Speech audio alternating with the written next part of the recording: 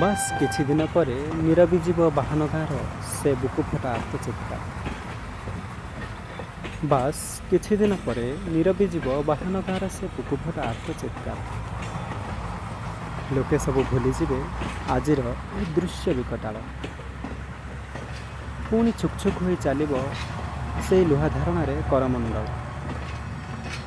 ପୁଣି ଛୁକ୍ ଛୁକ୍ ହୋଇ ଚାଲିବ ସେଇ ଲୁହା ଧାରଣାରେ କରମଣ୍ଡଳ। ହେଲେ ଫେରିକି ଆସିବ ଆଉ ଉଜୁଡ଼ି ଯାଇଥିବା କେତୋଟି ହସ ଖେଳର ସଂସାର।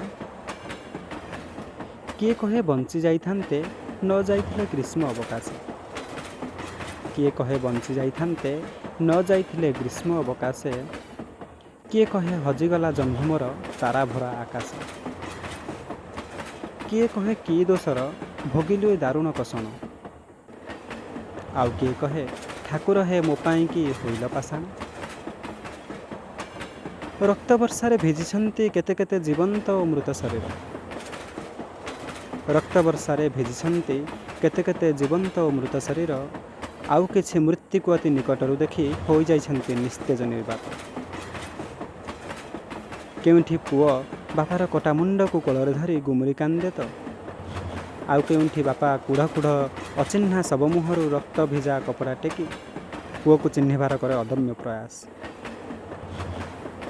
କେଉଁଠି ଝିଅ ନାହିଁ, କେଉଁଠି ପୁଅ ନାହିଁ, କେଉଁଠି ବାପା ନାହିଁ, ଆଉ କେଉଁଠି ନିଶ୍ଚିହ୍ନ ସମ୍ପୂର୍ଣ୍ଣ ପରିବାର। ଆଉ କେଉଁଠି ରହିଯାଇଛି ବୟସର ଅପରାହ୍ନରେ ମୃତ୍ୟୁର ଅପେକ୍ଷାରେ ଏକାକିନୀ ମା। ସତରେ ଏହାଠାରୁ ବଳି ଦାରୁଣ କଷ୍ଟ କ'ଣ କିଛି ହୋଇପାରେ? ବୋଧହୁଏ ନା। ବୋଧହୁଏ ପୁଣି ପୁନରାବୃତ୍ତି ହେଲା ଲୌହ ଦାନବର ରକ୍ତରେ ମହାଭୋଜ। ବୋଧହୁଏ ପୁଣି ପୁନରାବୃତ୍ତି ହେଲା ଲୌହ ଦାନବର ରକ୍ତରେ ମହାଭୋଜ।